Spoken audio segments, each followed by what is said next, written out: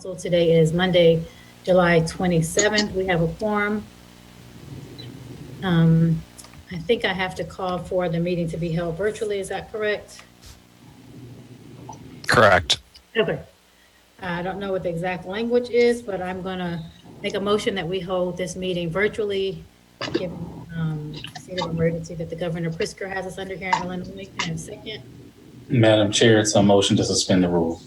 Thank you, Nicholas. Making a motion to suspend the rules so that we may hold the meeting virtually. Is there a second? Second. And then I believe I have to do a roll call. Is that correct? That's correct. Yep.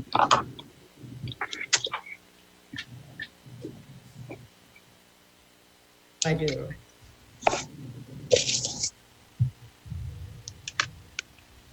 All right, I will do the roll call. Alderman Rainey? Aye. Alderman Sufferton? Aye. Here. Alderman Ruth Simmons? Aye. And Alderman Breakaway is not in, and I am an aye for that. So that motion carries to hold a virtual meeting. All right, so since this is a committee meeting, we do not have to go through the entire consent agenda. And I think the city manager requested that we, for the sake of time, to get through a longer city council meeting. I'm not going to read every agenda item on the consent agenda, but if you have items you'd like to pull off, if you want to give me those numbers now, we can do that, and then we can just move the entire consent agenda. Thank you. If you could just give me 2 minutes. And is Alderman Fleming really low to anyone else but me, the volume low, or is it just me? She is pretty low. Okay, But- so why don't we do this? If I connect on another computer and turn this one off, is that gonna breach the meeting or something? Sounds good now. Sounds better now? Or is this- Yeah, I actually can hear Alderman Fleming pretty well, but maybe I some will speak folks louder and I cannot. will get closer to the microphone for this meeting. Okay. Thank you. All right, so you guys, whenever you're ready, just let me know which numbers you want to pull off consent agenda. All right, could I just give us a second to travel through it? Go ahead.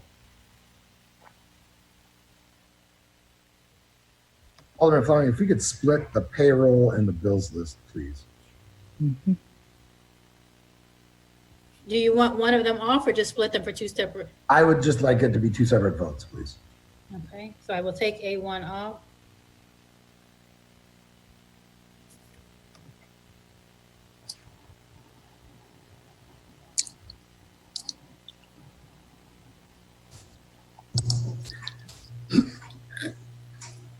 if you could take A8 off, I need to speak to that. Okay, How about, I'm sorry, you're up, Alderman Rainey. A12 off, A3.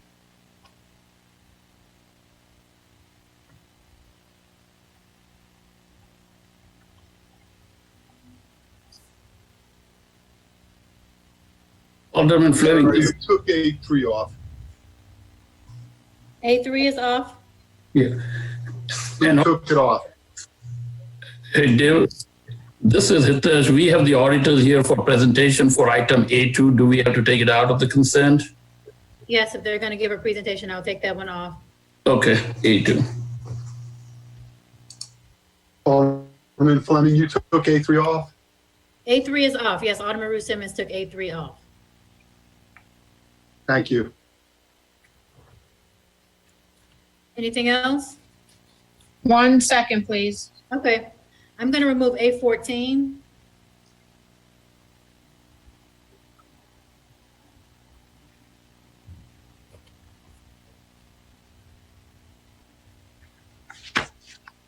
Madam Chair, for the record, I think I heard both A12 and A14 to be removed from the consent agenda, but neither one is actually on the consent agenda. They are listed as items for consideration on the agenda. Oh, thank you for clarification. So that's the same for A11 then. Correct. Okay, I'm all set.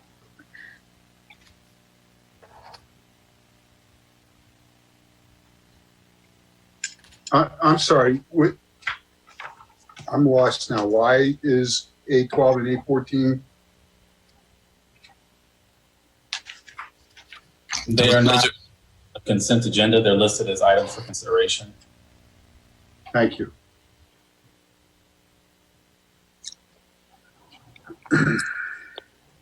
Okay, so just confirming we have consent agenda. Everything remains except for A1, A2, A3, A9. Is that correct? And then council has told us that A11 and A12 are off for consideration. I mean, they're not on consent agenda, correct? Correct. Okay. And A14 as well is off, correct? Correct. Okay. It was an item for consideration as well. All right, so I'm going to make a motion that we move for approval, the consent agenda for the Administration Public Works Committee, except for we will be removing A1, A2, A3, A8, and A9. Second. I will call the roll. Alderman Rainey, Aye. Alderman Sufferton, Aye. Alderman Ruth Simmons, Aye. and I'm an aye as well, so that motion carries. All right, so I will start just in order with the items removed. We have item A2, which is the 2019 Comprehensive Annual Financial Report. Staff recommends we accept and place on file the audited Comprehensive Annual Financial Report. This is for action. Alderman Fleming? Yes. Sorry. Oh, I'm sorry, you have the bills list Yeah, if first. we're going in order, A1. Yeah, I'm sorry, I forgot about that. Sorry, one. Dan. I'm sorry, Dan, we'll come right back to you. No worries. Scratch that, I'm going to actually move for approval A1, which is approval of City of Evanston payrolls. We will move the payroll first. That is for period ending June 22nd through July 5th, 2020, in the amount of $2,713,995.47. That is for action. Second. All right, I'm going to call the roll for that one. I think Alderman Sufferton has some questions about bills. Is that correct? Correct. Okay. So Alderman Rainey, do you approve A1? Aye. Alderman Ruth Simmons? Aye. Alderman Sufferton? Aye. I'm an aye as well, so that motion carries. I'm going to do now the bills list. So we are approving the bills list. Moving for approval, bills list dated July 28, 2020, amount of $1,463,359.37 for action. Is there a second? Second. All right, Alderman Sufferton? Sure. I've got concerns about a couple of items on the bills list, but particularly the insurance fund items. They total about $28,000. I'm not sure that we've gotten answers about any sort of discipline or measures that have been taken to ensure that something like this happens again. So I am going to just vote no on the entire bills list, and I can do that at council as well. Okay, and then I have a question. I think Alderman Wilson held this item last time. There are a couple of payroll invoices on there that I think Alderman Wilson held last time. So I'm assuming we're going to get some clarity. But Yes, go ahead. no, continue. When you finish, I want to add to that. So I was just saying, I'm assuming we're going to get some clarity. He had that, I believe, as a hold or a holdover. So that's my only comment on the bills. Let's go ahead, Alderman Rainey. Well, I don't know when are we going to get clarity because they're on the bills list. And if we vote yes, then they're on the bills list and a check will be cut. Yeah, so do we have a staff on here who can answer that for us? It was held last week as we were waiting for some questions to be answered. Kimberly or Erica on the line who can answer that?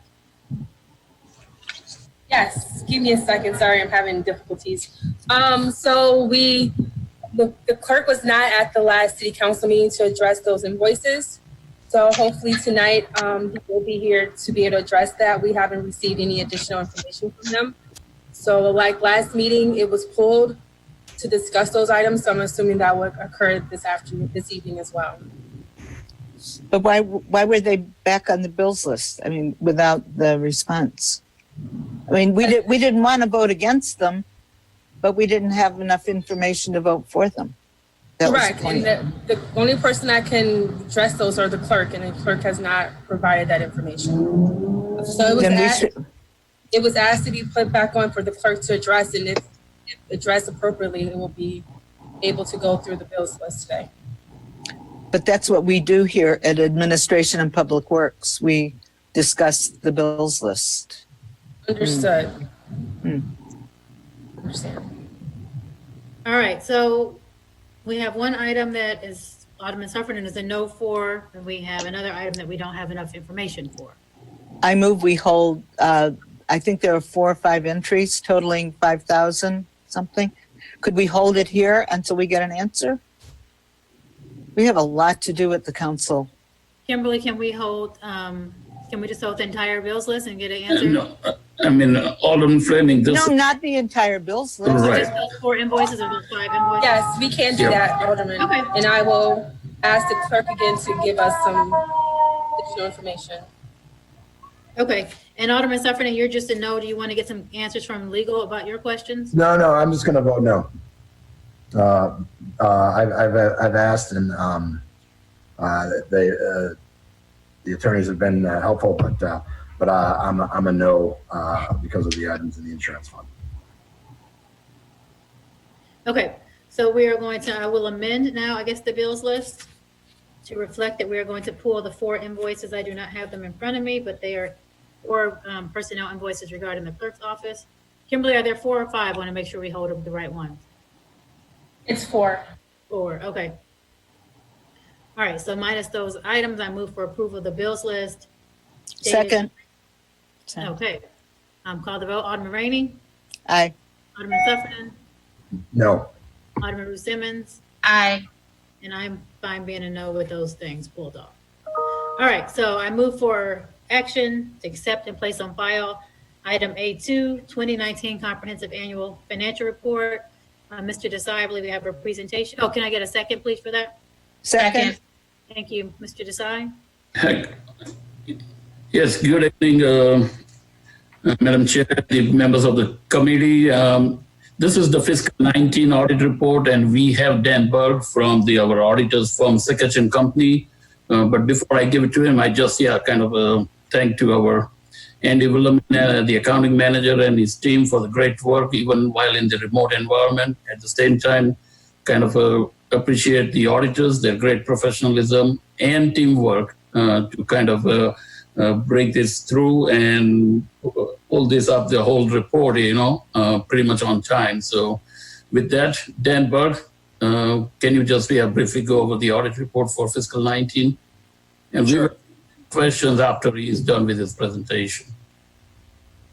Did you want to put a PDF of it, or?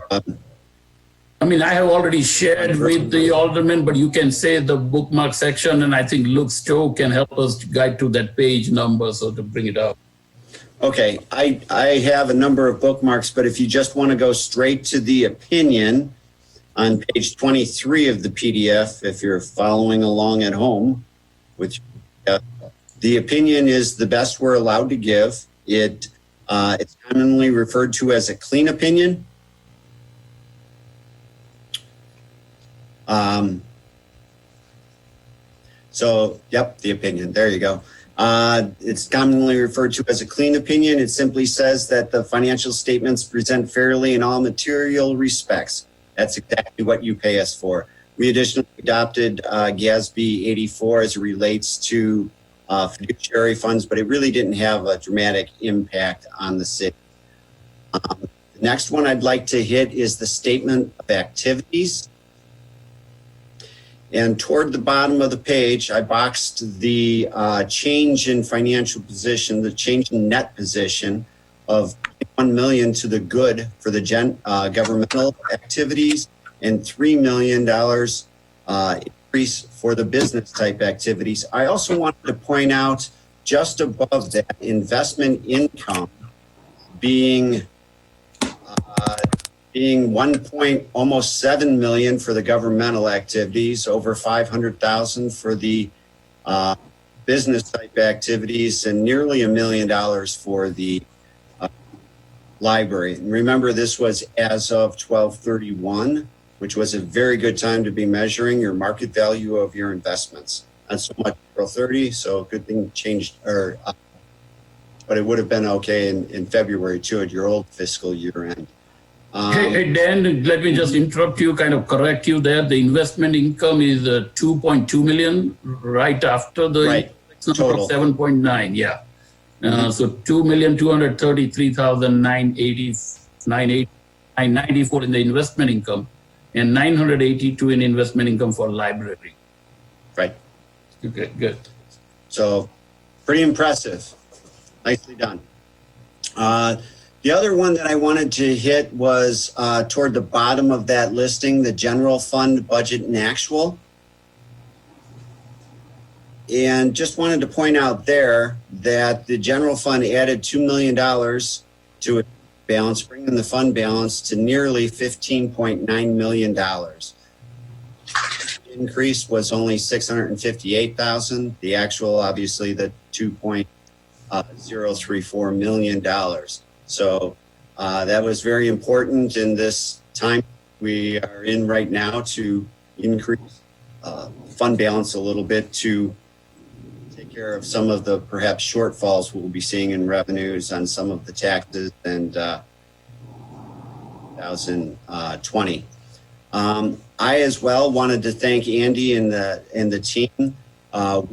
We came out in December for a planning meeting and then came out again in the middle of January for our preliminary field work where we interview staff and check out, gain an understanding of internal controls and any changes that occurred at the city. And that was pretty much the last time we were in City Hall.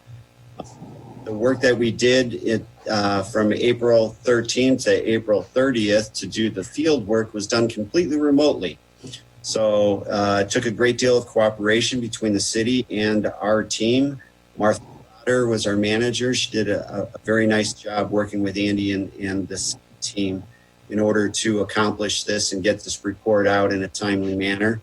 And the other thing I wanted to point out was that we reduced the number of journal entries and entries that the city gave us after the start of field work considerably. So clearly the city did a very nice job getting ready for us. And that is also reflected in the lack of comments that we had for the management letter. We found no material weaknesses or significant deficiencies.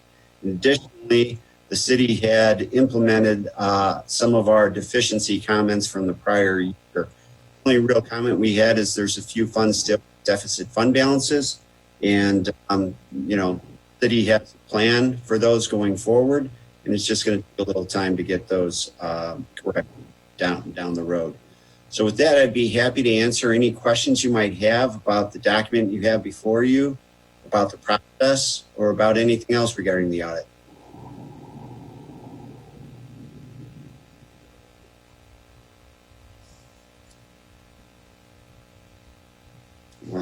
Alderman Rainey's muted.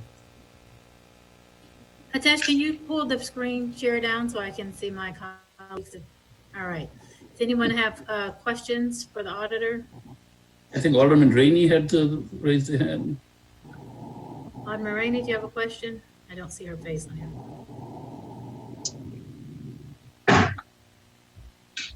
All right, I'm going to assume she has no questions. But that was our 2019 Comprehensive Annual Financial Report. That was for action, accept and place on file. And that was moved and seconded. Have a roll call vote, please. Alderman Ruth Simmons. Aye. Alderman Sufferton. Aye. Alderman Rainey.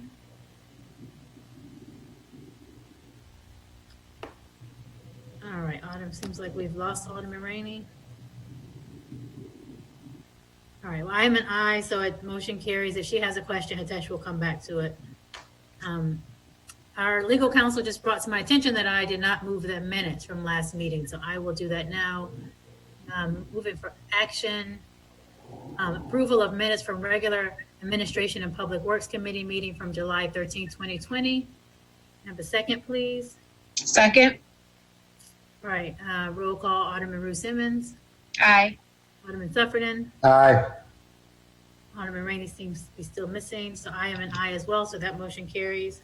I'm now going to item A3, which is approval of Minority Women Evanston Business Enterprise Funds Transfer. Staff recommend council approve the Minority Women Evanston Business Enterprise Committee's recommendation to spend funds for the Evanston Development Entrepreneurship Grant in the amount of $50,000. This is for action. Second. Second. All right, Alderman Simmons, you want to speak to this? Yes, thank you. I just wanted to pull this off to highlight this for any of the entrepreneurs that might be watching.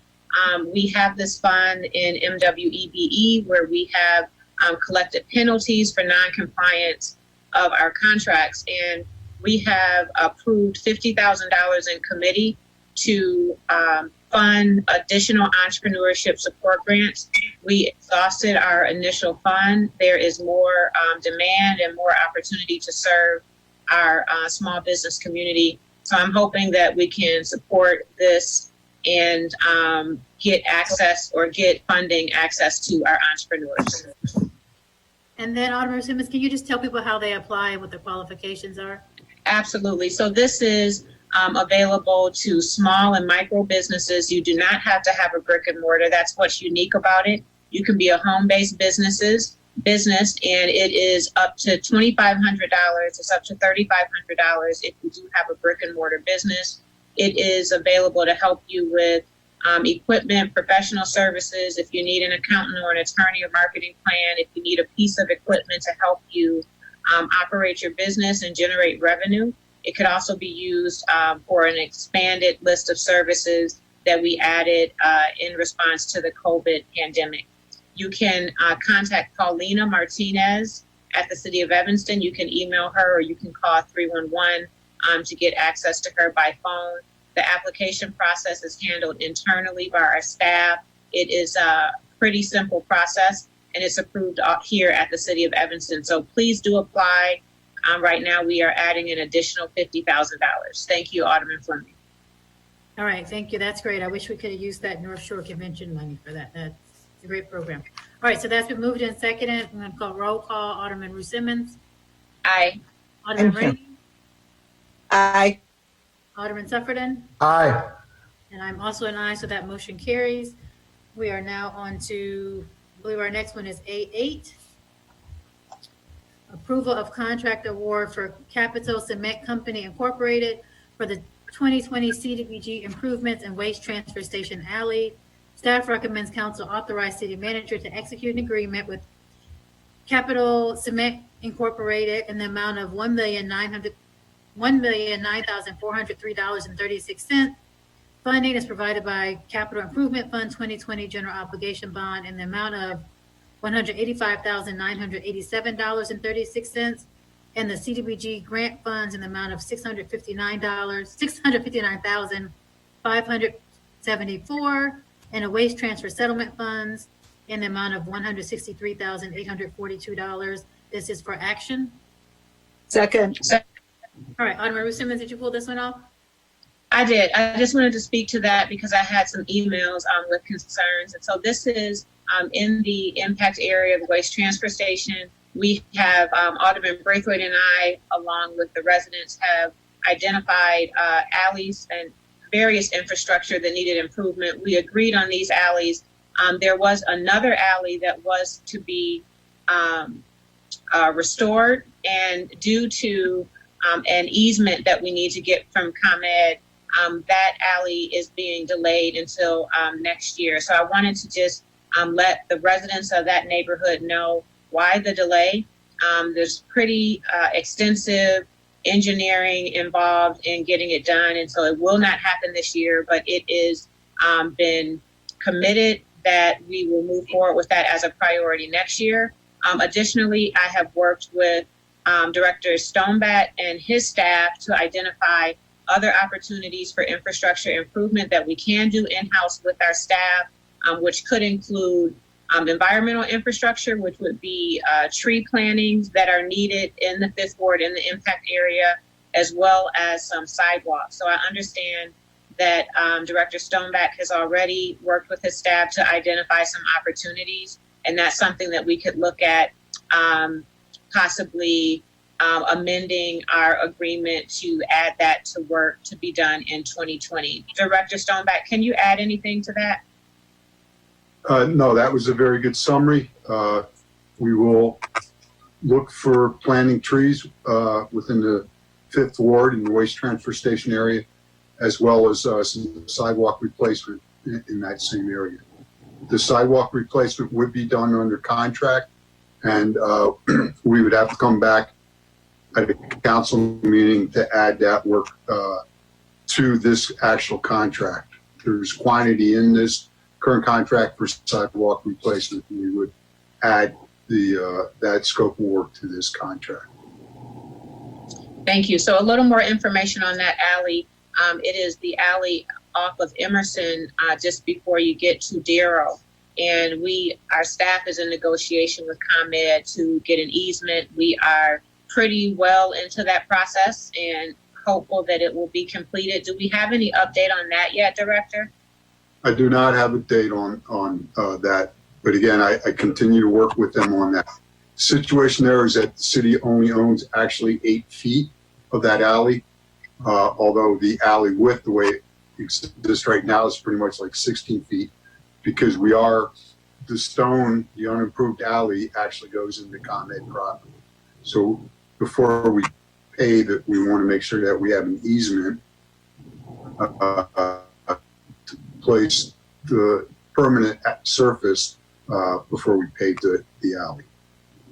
Thank you. And so just lastly on this, the reason why we could not pivot and choose other infrastructure improvements is because of the process. The engineering has to be done in a timeline that allows it to go out to bid, in a timeline that allows the work to be performed within the construction season. And so we have missed that window of time to hit all of those measurements, and we will move forward with what we can do and look to improve that alley with a priority next year. Yes. All right, so that was A8 has been moved and seconded. I'm gonna call the roll. Alderman Ruth Simmons. Aye. Alderman Rainey. Aye. Alderman Sufferton. Aye. And I'm also an aye, so that motion carries and passes. The next item is A9, which is approval of the Evanston Water Shutoff late fee and payment arrangement recommendation. Staff recommends approval of the moratorium on water shutoffs until April 2021, extending the moratorium on late fees until August 1st, 2020, and extending payment arrangement periods up to 24 months as a response to the coronavirus pandemic. This is for action to accept and place on file. Is there a second? Second. Thank you. And I just had a quick question for staff. I support this, although my question is, why did we decide on August 1st for the moratorium on late fees? I'm just curious if we, our schools aren't open and a lot of our unemployment numbers are still higher. The mayor is asking for the continuation of the state of emergency. So I'm trying to figure out why we went with August 1st and not a time further out.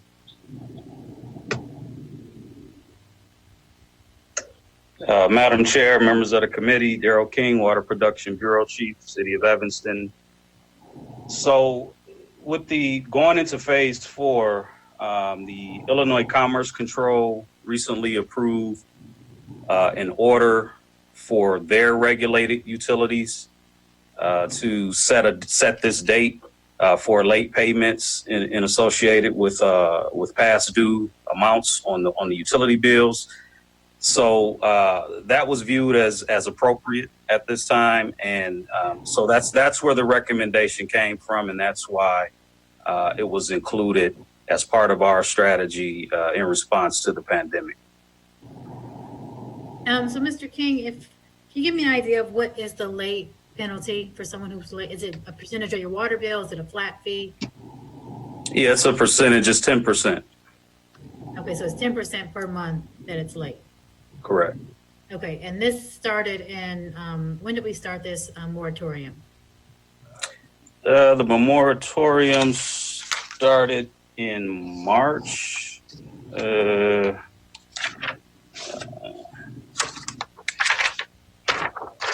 I want to say during the month of March is when it started.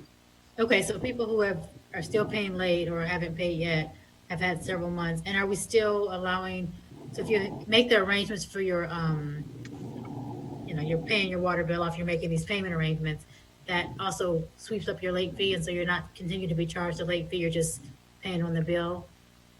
So currently, no late fees have been assessed to anyone. Okay. The next available date, the next bill would go out in August, like around August 5th, and it would be due about a month later. So anytime after that, so in September, late fees could be assessed for those accounts that have not paid, during that time. So the bill would go out in August 5th, and they would be due a month later. So anytime after that, which would be in September, late fees would be assessed. Okay, so, I just still hear from lots of people who are out of work or underemployed or just getting back, into the workplace. And so I would just hate for this to be one more thing that they are then concerned about, particularly because we have so many people who are still trying to cobble together their rent or mortgage, with a variety of agencies. So I would love to see this maybe go back one more month just to allow people who are trying to catch up to not just have that extra stress of 10%, even though I realize 10% maybe isn't such a big deal, but as you're kind of navigating a lot of different finances, it would be great for me if this was an August 1st deadline, if we could do that. I'm not sure if you were trying to say the Commerce Association was making us do August 1st, or that was just their recommendation. No, so let me make that clear. The Illinois Commerce Commission does not regulate the Evanston water utility. They regulate utilities like ComEd, NICOR, publicly traded water utilities like American Water, those types of utilities. So we're under no pressure from the Illinois Commerce Commission to do this.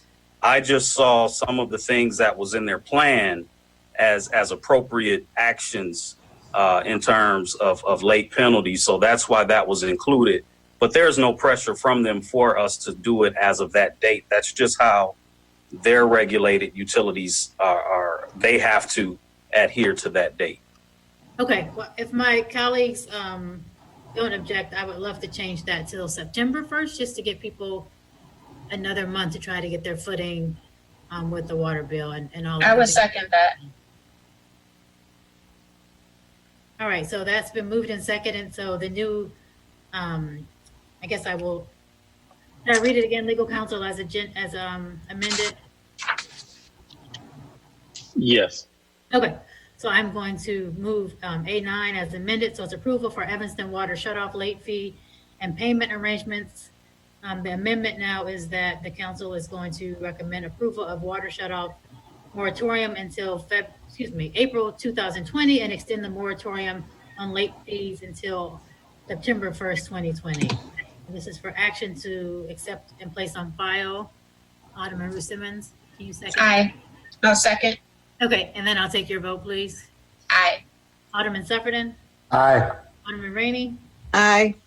All right, I am an aye as well, so that's moved and approved. That was A9 as amended. I think our next item was A11. Well, that's all of our consent agenda, so let's go through items of consideration now, which is A11, approval of change order number 2 with William Andrews for the Robert Crown Community Center and Library Construction Management Services. The staff is recommending we authorize city manager to execute change order number 2 for construction management services for Robert Crown Community Center. The change order will increase the existing contract by $400,000 from $47,741,803 to $48,141,803. The change order will also increase the contract time to complete the site work by 56 calendar days from July 3rd to August 28th. The cost of the change order will be covered by a direct donation from Friends of Robert Crown. Funding will be provided by Friends of Robert Crown and deposited into the Crown Construction Fund. This is for action. Second. I have a quick question, Mr. Stoneback. I think it's kind of self-explanatory, but nonetheless, I know this was one of the first contracts I think that I did where we had a guaranteed price, and now this is an overage. Can you just give us a little bit of information about that, as people might be concerned? I will defer this to Laura Biggs. Hello, Alderman. My name is Laura. Laura, you're Laura. muted. No. Ah, Okay, can you you're hear me back. now? Yes. Okay. My name is Laura Biggs. I'm the city engineer. So we did enter into a guaranteed maximum price contract, and in that contract, there was a contingency that was intended to cover design details that were not yet developed and various other things. What happened, however, is that we had an unforeseen condition that was not, that was outside what was predicted, which is the soils problem. And that soils problem, because it is an unforeseen condition, is not de facto included in the guaranteed maximum price. We were able to cover a lot of the cost of that through the contingency, but are not able to easily cover the entire cost. Okay, and so do you, assuming you have a crystal ball, do you think this is it for the increased spending or any more change orders at Crown? That is our intention.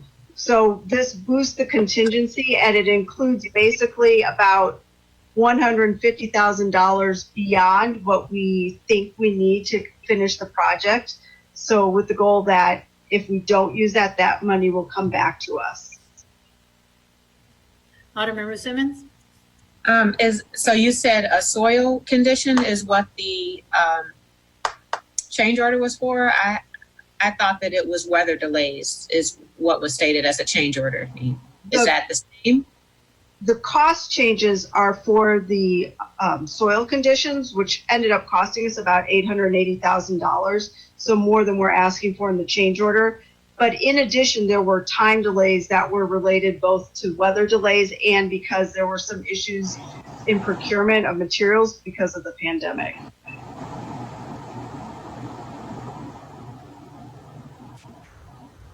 Okay, this still has to go to council though? Yes. Okay. Yes. And then I have a question that Mr. Desai might be able to answer. Can you tell us where the Friends of Crown are in terms of the donations? In terms of their total gift? Is Mr. Desai gone? All right, I can ask that question at council since it still has to go to council. I think we need to let the public know where we are with I that. do have one question, Alderman Fleming, if he could get this prepared. Is this this contribution from the Friends a raised contribution, or is it some additional grant that came from the state or some other agency?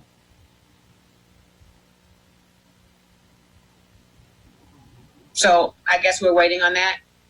Yeah, I guess Mr. Desai is not here. So at council, can staff please have those two questions prepared, those two answers prepared? So I would like to know where we are with Friends of Crown and their total donation, and Alderman Ruth Simmons would like to know if this is additional raised funds or if this is grant funding. Mm-hmm. Okay, so we will get those and bring those to council. So this has been moved in actually, this was item from consideration. So there is no action we're taking on this one, I guess, right? Is this for action, Dave? I don't see it on the agenda. It is for action. You do need to take a Yep. vote on it. I will take a roll call. Alderman Ruth Simmons. Yes, for the purpose of passing it to City Council for further discussion. All right, Alderman Rainey. Aye. Alderman Sufferton. Aye. And I am an aye as well for council. So that motion carries. Item A12, Alderman Rainey, I think you took this one off. This was an item I requested, and I'm going to put it on hold because the governor has just, I think on Friday, extended his moratorium. So I want to compare that with ours to see if we need to move forward with this one or not. So if everyone's okay, I'm going to hold this in committee until I can review it with the law department. So, Alderman Fleming. But before you do that, can I Okay. just, Let me move it for action and have a discussion on it then. okay. All right, so A12, Resolution 62-R-20, creating a provisional moratorium on tenant eviction notices due to COVID-19 impact for action. Second. Okay, Second, Alderman Rainey? My interest was until when? I mean, it was very nebulous and I couldn't get my arms around how long we were going to do it, or is this is under the authority of the emergency situation, correct? Yes, and it should have had a date in it, so I can look at it again. I believe that I thought there was a date in there, but maybe. I didn't see the date, and I'm assuming it goes with the date. I don't know what I assume what date it went to. I support the concept completely, but I didn't know what it went to. And I thought I saw the governor's goes into August. Yeah, I thought I saw August 31st for the states. Yeah, and he that one came up, after Brian and I had kind of gotten this one together. So again, that my thought was to kind of look to see what the governor's moratorium was, and if we then needed to not move forward with this one, we can just continue under the governor's. Well, and also I'm not sure, does the governor's cover private housing? Does it cover only, government sponsored, subsidized, housing that is covered by subsidized vouchers or some kind of public involvement? That's what I was concerned about. Okay. I mean, I don't know if we hook ours to his, how will that apply? That's what I'm wondering. Okay, Alderman Ruth Simmons. I just wanted to say that note, Sarah Flax added it's actually August 22nd for the state is when that one expires. And then I'm not sure what we have in place here. Did we just adopt the state for our moratorium on evictions? And then secondly, this is really a call to the agencies in town that work with housing folks and potentially could do more to intentionally work with independent property managers and property owners that are largely providing our naturally occurring affordable housing and are using their rental income to subsidize their own livelihoods and their own mortgage payments.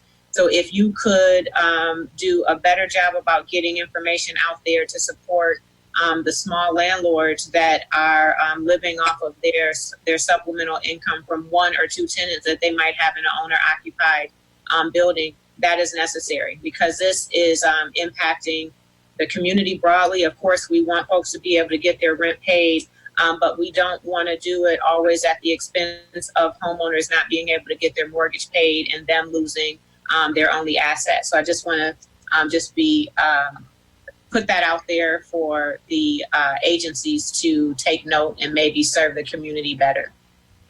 Yeah, and I can speak to just two of those things. So Alderman Rainey, or Alderman Ruth Simmons, this ordinance here, actually, this resolution we have here is really just a replica of what they did in Chicago.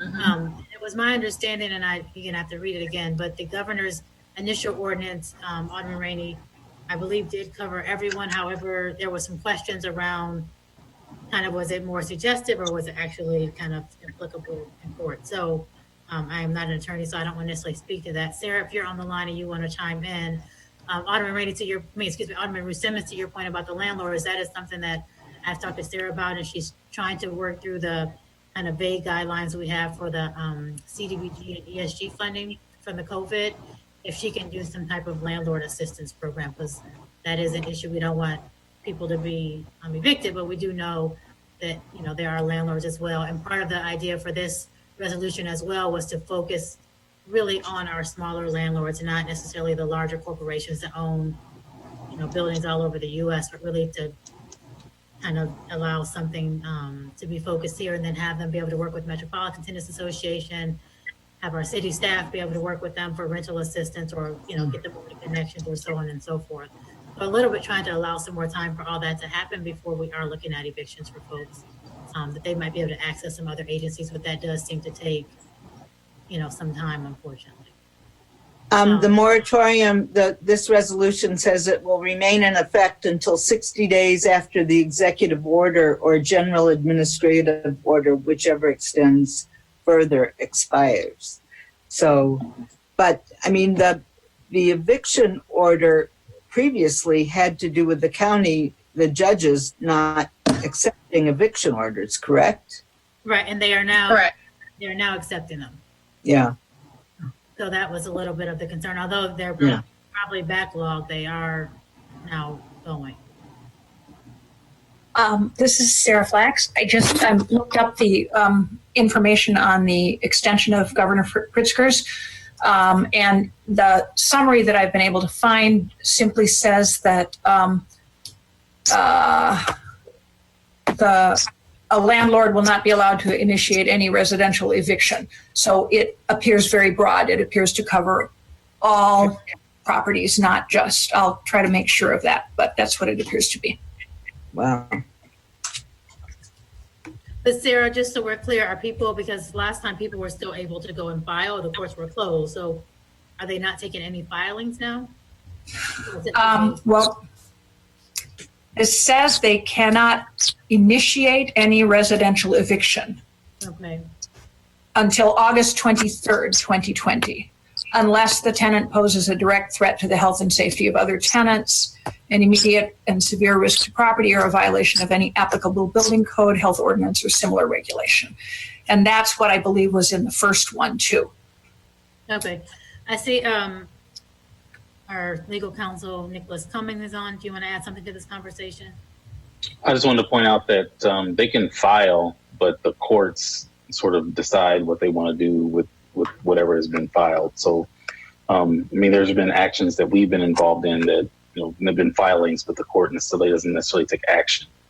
So the filings are already done electronically, so anyone can file for an eviction, but if they actually get heard in court is a totally separate thing. I think that Judge Evans, you know, probably has a little more authority on that. I can, you know, see if they're actually still hearing evictions with respect to that. So I would say I understood it differently, that if you had filed and with the extension that you had to refile your eviction and restart the process over. So I would recommend, if there is any agency in town that we can refer landlords to for support through this process, if we could share that. I would like to share it in my newsletter, or if they'd even be willing to have some sort of a community meeting on that. Or even Nicholas, maybe Nicholas could do it. I don't know who's the appropriate, I don't know if it's appropriate for our staff to do it, but there has been a lot of confusion, and there are low and moderate income landlords that are becoming housing insecure themselves. And so I think it's something that we should give some attention to. And Sarah, did we have, this might have been something totally different. I remember you having some kind of landlord workshop. We did. Metropolitan Tenants Organization, they're actually recorded and on our website, that gives advice on how to work. Landlords and tenants can work together to negotiate things. Taft West, who is a really very skillful and knowledgeable person about landlord-tenant relations, was involved in that as well. We are also talking more to MTO. They can help advise tenants. I mean, that's part of the thing that tenants can do, is to call MTO for advice on how to deal with their landlords, and that is ongoing.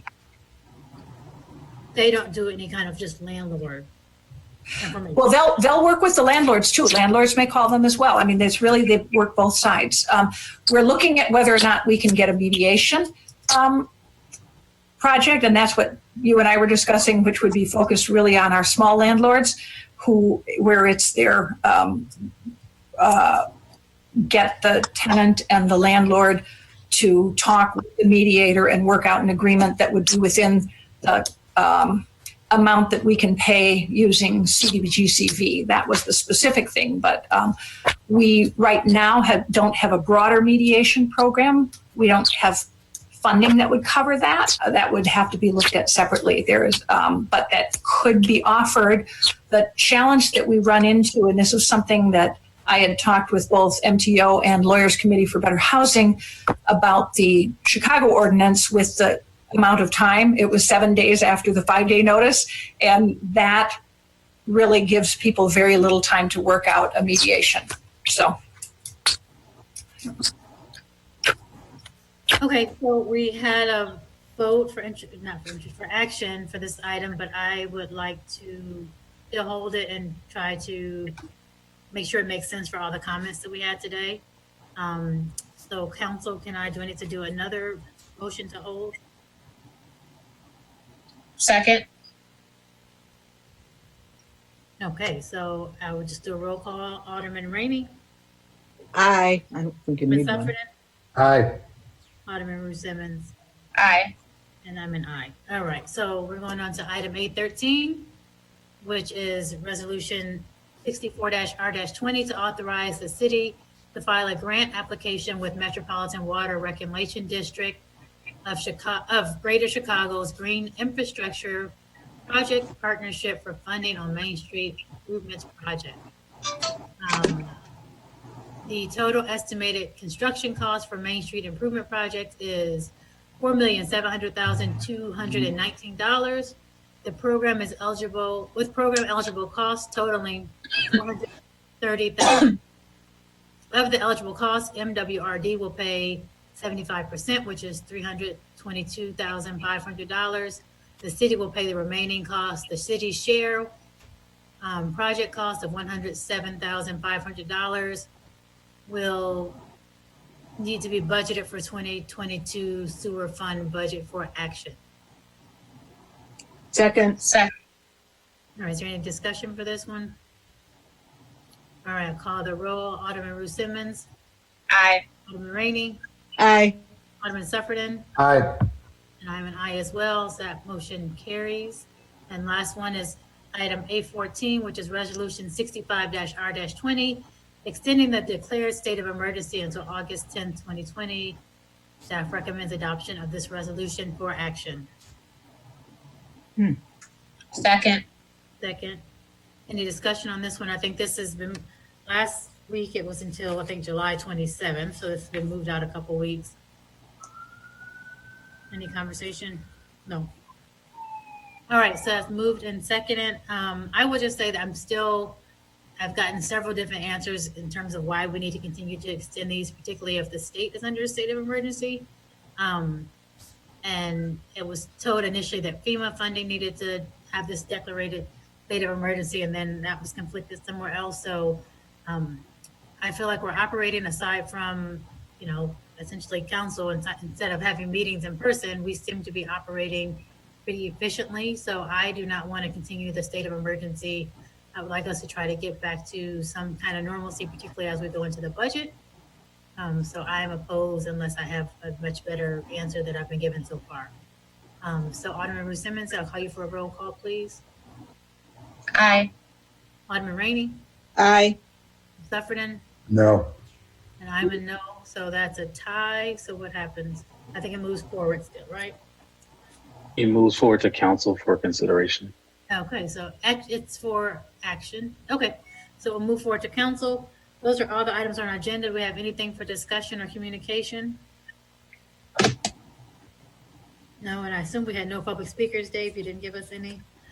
So this meeting is adjourned. It is 5:20, and public planning and development will start at the conclusion. So what time do you guys want to start P&D? I need to fix my iPad so that I have camera. So give me at least 10 minutes.